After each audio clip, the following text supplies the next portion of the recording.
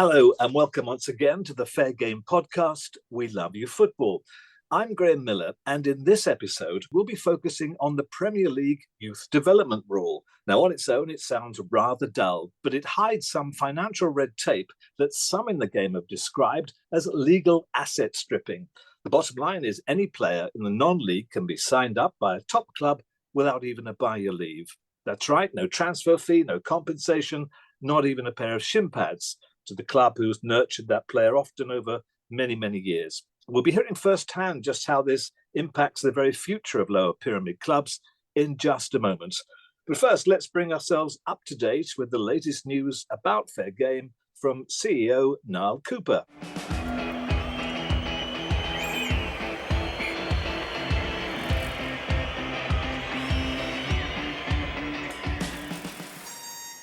So there's been a couple of interesting bits of news coming over the last couple of weeks. Some of you may have seen there is a new deal on the table between the Premier League and the EFL. As ever, the devil is in the detail, and there's a few little bits of concern there. There's no real addressing of the financial gaps between the leagues, divisions in the EFL. So there remains quite a big drop between the Championship and League One and League Two. And again, the majority of the money that going to the Championship is actually still going to be in terms of parachute payments, which doesn't do very much for helping the clubs at the bottom end of the Championship. So it still needs quite a fine relook and a re-evaluation. Equally, as ever, there's no money at all on the table for clubs in the National League. So in our view, very much it would be great for the whole financial redistribution package to ultimately go to a new independent regulator, and that's what we'll be asking for and calling for over the next couple of weeks as the deal goes through a fine analysis by our clubs and by the whole of the clubs in the EFL and the Premier League. Meanwhile, there's also quite a little bit of politics going on. We're rapidly moving towards the King's Speech, which we're expecting on the 7th of November, which for the first time will actually put a potential independent regulator onto the statute book, and that's going to be massive. So we're planning to have a couple of events towards the end of the month, which should be an opportunity for our politicians to gather and talk to us about how we might make sure that regulator is fit for purpose and really helps Fair Game and the whole football ecosystem move and strive forward. Also this week, we met the new group Labour in Sport, which looks like being quite a promising relationship. They are a bunch of Labour supporters that are really interested in various different sporting events, and the kind of agenda and the thought process there seems fairly well aligned to what we're trying to do with Fair Game. So we'll be having further conversations with them in the weeks ahead as well. So that could be a really good opportunity for us. Also this week, it would be remiss of me not to mention the launch of our governance code for football. So a fantastic new document that we really hope everybody takes some time to have a look at. It's out for consultation, and part of the usual Fair Game ethos, as ever, is to try and make sure that we have constant improvement through everything that we do. So do have a look, add your thoughts, add your comments, and hopefully we can produce something that will be brilliant for the future of football. So finally, back to Graham and a closer look at the struggles that actually go on in lower league football and the issues that it can cause. Basically, we need to look at readdressing that pyramid and providing the support for some of the great community clubs that we have. And that's very much part of the Fair Game ethos. Back to you, Graham.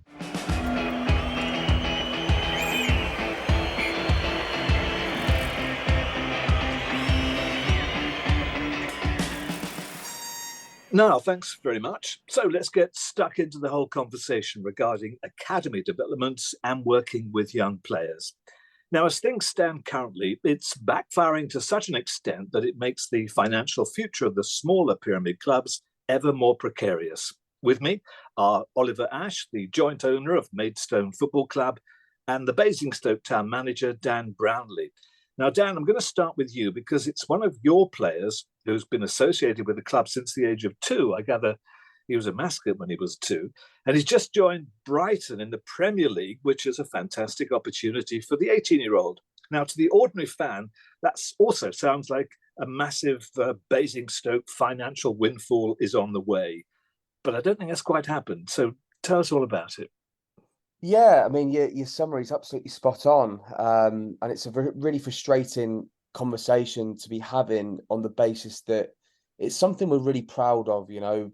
Brody Peart, who's the lad in question, I mean, he's so woven into the fabric of this club in every stretch. He's absolutely right. He was a mascot at the age of 2, came through our academy, played for our junior teams. His auntie is the secretary, his granddad is the kit man, his grandma's on the board, his mum and dad are lifelong fans. So it's made even more kind of complicated with it, and we're really proud of his development and what he's gone on to achieve. But you then have the secondary side of we've helped develop this future star, and even when he went across as he is now, he's immensely talented, and we've got absolutely nothing for him. And what is the most frustrating thing is that there are rules in place to stop it from happening. It's not a choice thing on Brighton's part who he went to. It's a complete it's a rule situation which is blocking us receiving anything. And a club like ours, even a measly amount in Brighton's kind of ability and provision of finances would change our world. So it's a really frustrating topic, but it needs to be spoken about. Absolutely. Was there no way round it for Brighton to chip in with something? We're told not. The quote we got from Brighton is that they exhausted every opportunity to try and get funds across to us. We made it clear that it didn't necessarily have to be financial, although obviously that's the ultimate aim of what we were after at that point. I say the ultimate aim, and we mean this. The ultimate aim was to ensure that the kid got looked after and he went to the right club.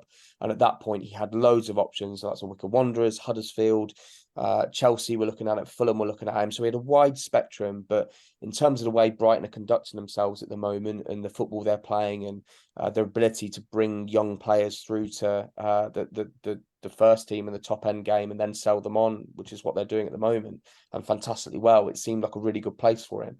But this ruling seemingly blocks it. And we've had that quote from the Premier League. We've had that from Fulham, and we're very lucky that we had Henry Winter, a great writer, do some investigative work for us, and he basically echoed the same sentiment. And it's a really, really frustrating thing. You must have spotted his talent very early on. Was it in the back of your mind that this might have been a godsend for your club's finances at some point? I guess it's always in the back of your mind. It's not the reason necessarily we develop talent. We develop talent because it's there, and it's our responsibility as coaches and managers to ensure that we're giving everyone that opportunity to fulfill their potential. It just so happened that Brody's potential is endless. Like I really can't see the ceiling with him. He's got everything you'd want from a modern day footballer: speed, tenacity, the ability to want to learn, the willingness to win. He had everything. That it was just that those little kind of subtle nuances that separate good players to great players that we just didn't have the time to do. But the story goes back quite some time. Obviously, as I've said before, he was embroiled within the club from a really young age. Then when he went into our academy, my assistant manager Aaron Nicholson just walked up to me and said, "We've got one here." And there was a real excitement and buzz around the place about having this quite raw talent at the time, but he was only 15 at that point. He had his 16th birthday, and we gave him his debut not long after. And then maybe 3-4 months into after giving him his debut, we looked at signing him on a contract. Signed it, had his family in the boardroom. It was quite a special day. His mum's in tears, his dad's was in tears, and it sounds far-fetched, but again, I cannot stress how, as far as Brody was concerned at that point, he'd made it. Playing for Basingstoke Town, his home club, that was it for him. Like he didn't really have any aspirations beyond that point. And we signed him on a semi-low wage, but handsome in terms of what we can afford. Signed the contract, sent it off to the FA. They sent one back saying, because he's in your full-time education program, he's not allowed to sign a contract. So then we're stuck. So then we've got this amazing talent, which we really enjoyed the coaching him and watching him develop and watching him play. and then you have all these rich clubs come in for him, and our hands are tied. We can't do anything. So it was great to watch him go on and fulfill the potential that we knew he had. But at that point, we just knew we were going to lose him, and to absolutely nothing. And the bit that really upsets me with that is that I know the lad would want to leave a legacy. And the legacy we can talk about from Basingstoke Town story, particularly getting kicked out of our ground 4 years ago by an unscrupulous owner, and the Camrose story is a whole podcast in its own. But we don't tangibly, our assets are a first team kit, some balls and some cones. That's what we own. So even getting that financing to maybe future proof, if we ever are fortunate enough that the council grant us a new stadium, suddenly you've got the Brody Peart stand, because you get 20 grand, it's a legacy, you know. And the fact that we couldn't even be given a tenner, like, it sounds ridiculous, but it does. Oliver, let me bring you in as a sort of co-owner in the non-league. Does that make your blood boil when the rules seem so stacked against you and the other smaller clubs? Well, it does seem completely unreasonable that you should be unable to sign a professional contract with a boy who's 16 plus, who happens to be in your academy. So you're offering him an education as well as a football education, and yet you're not allowed to benefit from that in the case of a sort of transfer. So that does seem completely absurd. But then, if you look at the whole context of the structure of football as a whole, going from National League and down all the way up to Premier League, all the structures are all over the place.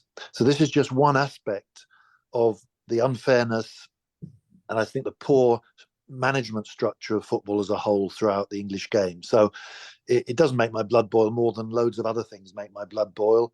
But it is completely unfair and completely ridiculous. I mean, the cold light of day, it is asset stripping, isn't it? Well, we had a case, and I think it's worth just perhaps dwelling on that, which is probably the case that we're best known for in terms of this sort of thing, is that we had a boy playing for us when he was 18, I think, or 17, a boy called Chris Smalling. And he played for us in 2006, 2007. He also played a year before. So he spent, I think, 2 or 3 years at the club, a bright young player. And he didn't want to sign a contract when he was that age, because he wanted to play for England schoolboys. He was a huge talent, and we played some part in the development of his talent, or we wouldn't claim to have played all of it, but some little part. And so when in the end Fulham came for him after he'd played, I can't remember, maybe 15 games for our first team, because we did eventually we registered him with the FA so he could play, but he wasn't on a contract. And he played these games, and then Fulham came in to take him, and we were powerless to do anything about it. Our then chairman literally went down on his knees to Fulham and said, please give us something, because this is ridiculous. And I think at the time we did get something. It was, I think, a 4-figure sum, but it was like begging. It was almost humiliating to have to do it. And of course, then Smalling developed into a very, very good player, an England player. And the end of the story is quite interesting, because none of his moves across the clubs he played for in the Premier League yielded anything for us. We weren't entitled to anything according to the rules. And then he was loaned to Roma and eventually sold to Roma when he was already in his early 30s. And we were alerted, we kind of lost track of this, but we were alerted to the fact by a lawyer based in Berlin that according to the FIFA rules, if a player is transferred abroad, then he has the benefit of his FIFA passport. And his FIFA passport basically contains all the information about where the player played right the way back to his young days as a kid. And clubs who were involved at some stage with his training and can prove that he was registered with the FA are entitled to compensation. So did you get any? 15 years later, we actually got something back because he was transferred to Roma. Now that that was a nice surprise. It was very helpful because it came in the COVID years. But again, it just underlines how ad hoc and unstructured and absurd the whole system is, where all these different things can occur, and that a transfer within the country will not be eligible for any compensation, and a transfer abroad will. So really, the whole system needs revamping, and I think that's part of going back to fair game. That's what fair game is advocating, as well as other people, is that the whole structure of the financial management and control of the game in England needs to be revamped, so smaller clubs get more money. You can't run a club on surprises. Clearly, you've fallen out of the National League. It must be really difficult for you to keep your heads above water. Well, yes and no. I mean, clubs at our level, and Dan, I'm sure, would say the same. Basingstoke, we traditionally try and pray for a good cup run to have a sort of surprise. That's a nice surprise. You'd be insane to budget anything for it. And we don't, because we, unlike many clubs, we run a break-even, profitable model. We don't subsidize anything. We have to make sure the club makes money and survives like any business making shoes or ball bearings or tables or whatever. So we tend to be quite cautious and prudent, but we wouldn't budget for a cup run. But a cup run is something that can take you places you didn't think you were going to go. So, for example, Sutton United a few years ago, they managed to draw AFC Wimbledon, Leeds and Arsenal, and the money was, I think they earned more than $1 million, and it really was a huge advantage to them. Is there a correlation between that and the fact they're now in League Two? Perhaps there is.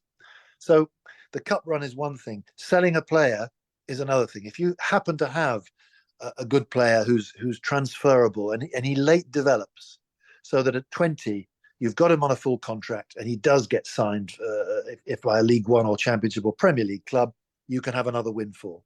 But the question of the academies, there is definitely a problem there, and it could be resolved by a general change in the distributions to lower clubs from the Premier League. If and when an independent regulator gets his mitts on the whole structuring of football, so that there isn't this dislocation between the Premier League, EFL, National League, and leagues below, where each one is fighting its own cause, and there is no unified approach. Until that happens, we will have these ridiculous situations where there is no consistency, and we feel we've lost out, and it's unfair.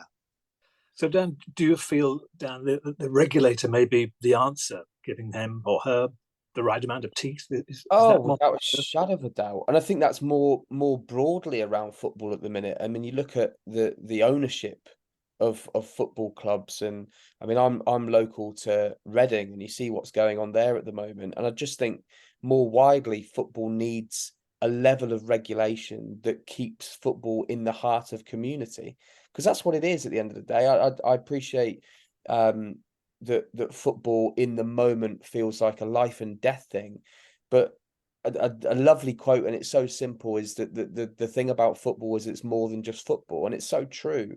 It's escapism for people, it's belonging, it's social identity, it's a whole breadth of community driven aspects that create these formidable football clubs. But unfortunately, everything we're talking here, it's just the heart is ripped out of it by our lack of investment from the top down, and it's really disheartening. I mean, just here and then that our only way of getting money for Brody is me calling Jose Mourinho and hoping Roma give him a go. You know, how ridiculous is that? And again, you look at the non-league traditionally has always been labelled as the lifeblood of the professional game. You think about how every young boy or young girl starts their career. It's at these clubs, it's at these under 9s, under 8s, under 10s.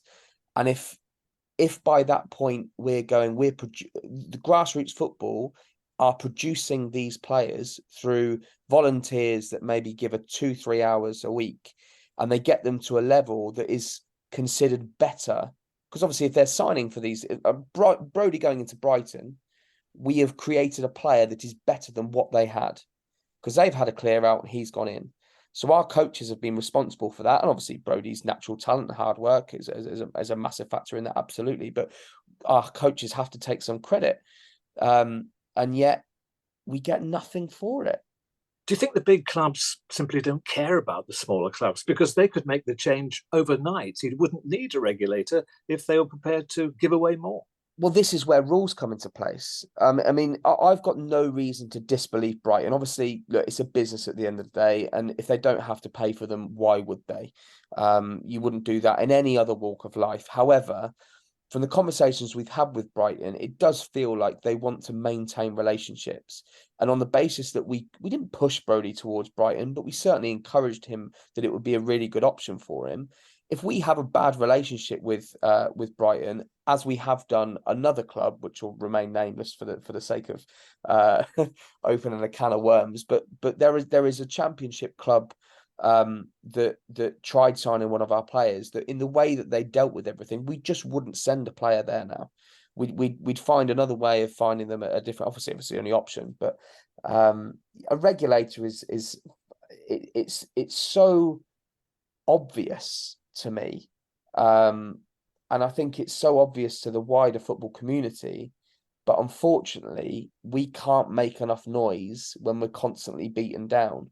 And this is why being invited on this channel is a really precious thing to us, because we don't get many platforms to vocalize, and it is outstanding the amount of messages you hear from top down about complaints of overriding fixtures and all the weird and wonderful things and that come up, and you just down here going, our coaches are volunteers and they're working 3 days a week, and our players got full-time jobs and yet they're putting shifts in. It's not a fair game, to use a bit of a pun. Oliver, you're the very future of the game, aren't you? I mean, where are you going to get this noise from? I mean, you're providing players all the time, some of whom will go through. How do you think you can make enough noise to make a change? Well, a few years ago, I was on the National League board at the time, and the then general manager, we worked together because it was a subject that was really something which was very important to me. At the time, it was only a few years since the EPPP had been brought in by the Premier League, basically forced the EFL to accept this. That it caused a lot of EPPP. Can you explain that? It's the Elite Player Performance something or other. It's the new system that was brought in 2012, I think, or 2011, to regulate how Premier League or how clubs could basically take other clubs' players in the Football League, and what the compensation would be. And up to that point, there'd been a compensation decided by tribunal, and the Premier League basically they wanted to harmonise it. So instead of having the risk of the tribunal saying you've got to pay 5 million for Fred Bloggs, and they'd have to pay 5 million, it was like an insurance policy. They set up a structure whereby the compensation was fixed in advance based on what type of academy you had, how old the player was when you took him, and all this sort of thing. But the compensation was really relatively small, and the Football League clubs, I think there were something like half of the Football League clubs voted against this proposal, and it was pushed through, and there were a number of clubs that sort of decided then to abandon their academies because they were no longer likely to be viable. It caused a huge amount of anguish. It was also likely to be disadvantageous for some kids, because some clubs would say, well, there's no point us bringing a kid along because it's going to cost us more than we might get for him if we bring him along. So it was just basically lose-lose. And again, it underlines how the current structure of football, each league runs itself for its own clubs, and there's no harmony. And English football is a pyramid structure. It's an extraordinary, unique sort of structure that goes down, an infinite number of levels. And you have to, I think, recognize the value of that. And therefore, a regulator has to be able to manage the whole thing in harmony and make sure that the interest of football as a whole is covered by any decisions. And so going back to what we did with the National League, we spent a little bit of time, and the National League picked up the idea that at least the EPPP was better than nothing for the National League clubs, and it should be extended to the National League. So there would be some compensation, perhaps not enough, but at least some, if players in the academies of the National League and National League South and North clubs were poached by clubs above them. And unfortunately, like lots of things in the National League, nothing happened and nothing was done. So right now, I believe it's back to square one. There's nothing to change the system where if you've got kids in the academy, they might be very good. They get pinched. We get nothing. Without change, then, do you fear for the long-term future of the lower pyramid clubs? No, I don't, to be honest. And that's perhaps one of the problems. It's not a life and death thing. I mean, Dan has got a situation where he's got an outstanding player. He may only have one in the, for the next 10 years. And it seems like a real body blow not to be fairly compensated for it. But the survival of the club shouldn't depend on budgeting for a windfall like that every X years. If clubs balance their budgets, they will survive. Now, it's not an easy task because you've got huge pressure from fans to spend more money than you've got. Unlike any other business, you've got a number of 100 or 1,000 fans looking into your office for everything you do and putting pressure on you to improve your playing performance. But you can run a balanced budget. You just have to accept that will lead you perhaps into divisions you'd rather not be in. But every club can run a balanced budget, can not take the dollar that might be offered by an unreliable source that will then drop out and leave it in difficulties. So it isn't impossible to run a club on a reasonable basis. It's just not football's traditional way of running its business. But we've tried to go against that. It's very frustrating sometimes, but we've had 11 years since my associate and I took over, and we've been profitable for 10 of those 11 years. And I wouldn't complain too much about this particular issue because there are so many other issues, and the idea of the regulator for me is the overriding issue. The harmony of the way football is run from Premier League down to the Southern League down through the steps. And you've mentioned communities, the importance of communities. Do you think the top clubs have forgotten really what lies at the heart of the game? To an extent, I don't think that's necessarily across the board. I don't think that's true of every football club. I think there is still a genuine want to have that level of community driven, but it does become increasingly difficult. And the wider concern is that there is a growing divergence between the top end and the bottom end in every aspect, whether that's financial, whether that's like these kind of conversations that we're having about access to the best players and them seemingly have the ability to be taking them away from absolutely nothing. But even when you then start, I mean, this is probably the conversation for this, but even when you start looking at the use of VAR and suddenly in the Premier League now you can have 7 subs as opposed to 5, and you go, well, that would make way more sense at non-league level. And it's a real concern that the game is becoming kind of almost a different spectator sport from top to bottom. So I think there needs to be a regulator is the absolute way to do it, because I think that it needs to keep the heart of football and understand what football was built for and why it's been so successful. And that is community driven. That's every aspect that is beautiful about this game. And the more business-like it becomes, the more you're going to weave away from that, sadly. But of course, between the clubs at our level and the clubs at the Premier League level, there are obviously huge differences, and it's reasonable that the businesses and the game should be managed in a different way. I mean, the VAR is absolutely appropriate in order to try and get as near to the truth as you can, the higher you go up. The idea of substitutes, I mean, clubs at our level, we sometimes struggle to fill a bench with 4 players, let alone 7. So, I look at that slightly differently. But I think that I do believe that the Premier League clubs are very community driven. They've got, most of them have got perhaps 500 members of staff. They've got 10 that look after communities. They've got the resources to do great things in the community. So that they do, but they look after their own community. And to hell with all the other clubs, basically. And that's the problem. And then within their league, the league looks after all of their clubs' communities, and to hell with the other leagues. So the Premier League will, they'll pay lip service to giving money to the Football League. They'll have parachute payments which distort the competition in the Football League. Then the Football League, they I mean, they don't treat the National League seriously.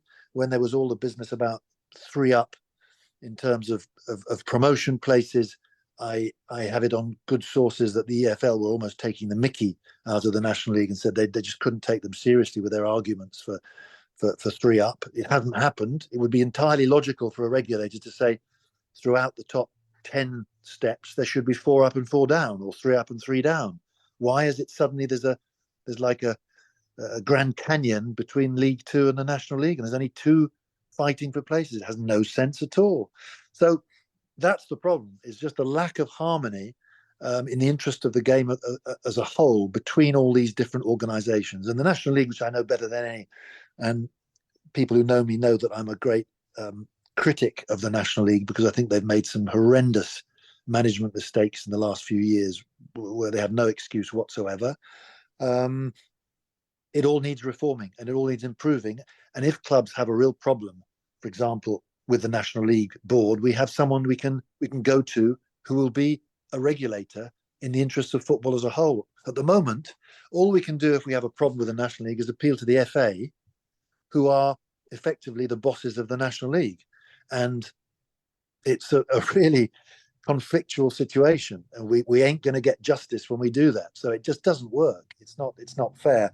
And for example, one of the subjects close to my heart is the question of 3G pitches and the fact that they are brilliant for community clubs at a lower level. And we've been advocating that the best 3G pitches should be allowed in League Two, but League Two have basically told the National League to get lost. And the National League aren't even lobbying on behalf of all the clubs now that play on these pitches in National League North, South, and the National League.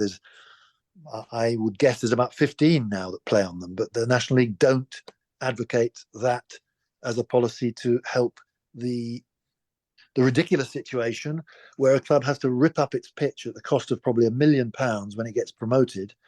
Sutton and Harrogate are a good case in point. And when they come bouncing back down, as Sutton might do this year, I hope not for their sake, they find themselves in National League with a natural pitch, community system they had on their pitch destroyed, and £1 million poorer. So there's lots of things that are absurd that need to be changed, including the academy compensation system. All these absurdities, all these frustrations, you've told us you've been doing this for 11 years. What keeps you going? We can't sell. It can't be that. I don't believe it. Well, no, that is one. I mean, that is one reason we've said, and we're very transparent with everybody. We've said that we're quite happy to hand the reins over to somebody who's got now more energy, perhaps, and perhaps greater means to at least secure our place at the next level up where we think we should be able to perform. It's the county town of Kent. We have very good crowds. We've got a great supporter base. But that divide between North, South and the National League is a big one. And to balance the books, we do struggle. So our means are limited, and we would like to find somebody who loves the club, is a good person, and has a bit more money to take it forward.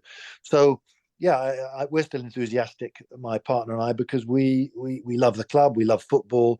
And when you finish playing, it's a great way to be involved in a sport that you love, is by becoming part of the management structure or the ownership structure. Dan, before we finish, I mean, reward is another fair game pledge to benefit the clubs who run their affairs well. Is that perhaps a way forward to reward the clubs who are well run, perhaps making it a bit easier for them to progress and to stay alive? I think so.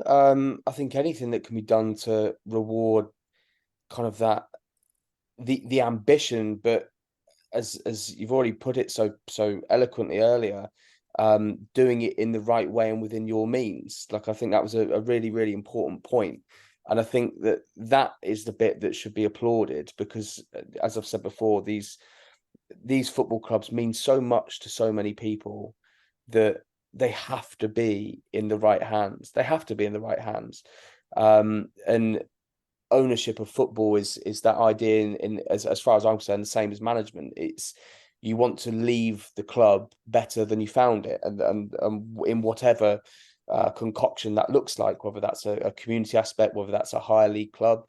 But you could argue that coming down 2 divisions but being sustainable is is a better place to be. So I fully back anything that can be done to reward clubs that are doing things in the right way, by the club's standards, to maintain legacy, to ensure that it's protected, to ensure that it can go on for and outlive all of us, because that's the idea. So yeah, anything that can be done to allow that greater heightened want and desire to improve football clubs in any aspect would be well received, as far as I'm concerned.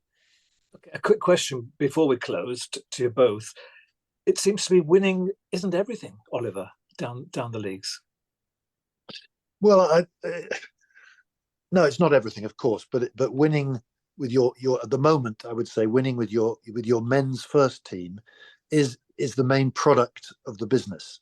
So looking at it, you have to look at it as a business because that's what makes. If the business is failing, all the community or charitable parts of the club will fail. So the first thing is to make sure it's run as a business. So yes, it does need to make profits, and then everything else will tick, and therefore it has to be run sensibly. But there are clubs who are sustainable and loss making. I always make the difference, because sustainable is a term which is used widely, and fair game is all about sustainability. But a club that is regularly making a loss but has an owner that has supported a loss for a certain number of years, and there are a few examples, is in a certain way sustainable. So I think you have to make that distinction, because we could perhaps think of certain benefactors who've been supporting clubs and putting in a certain amount of money every year. Now, it's difficult to define when that becomes risky or not, but that doesn't mean they're not sustainable. And there's a competition issue. I always think of our friends at Ebbsfleet, who, it's public knowledge, they have a wealthy benefactor who puts a lot of money in, but he's been doing so for at least 10 years, and he probably will continue to do so.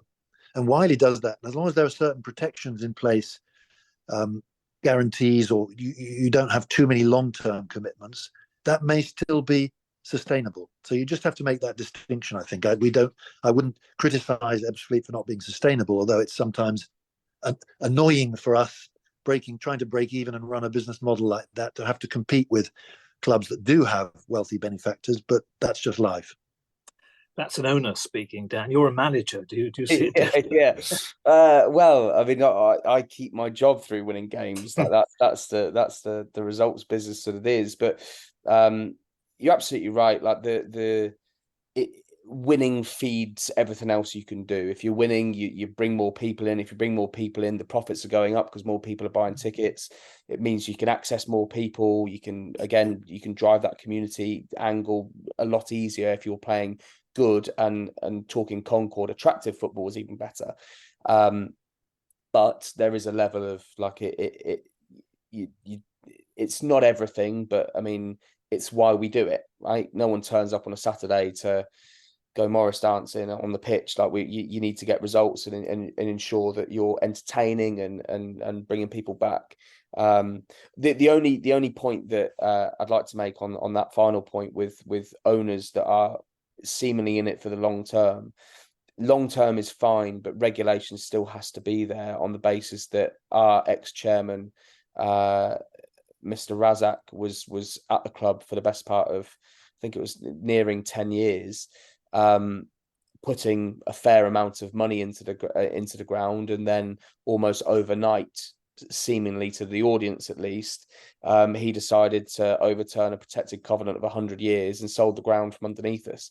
So it's fine having the long-term aspect of owners, and there is a level of trust there, but ultimately still in that moment, on the flick of a decision or a mood swing, seemingly our guy, it can be the carpet can quite literally be pulled from beneath you. So that's where that regulator is so vital, because otherwise, without it, no club is safe. And we say that with confidence, and it's a really kind of drab sentiment. But again, talking about Reading recently, just because you're a championship club doesn't mean you're safe from the same rules as us, because we work under the same umbrella, we work under the same laws of the land, we work under similar councils, and our story is not too different to theirs.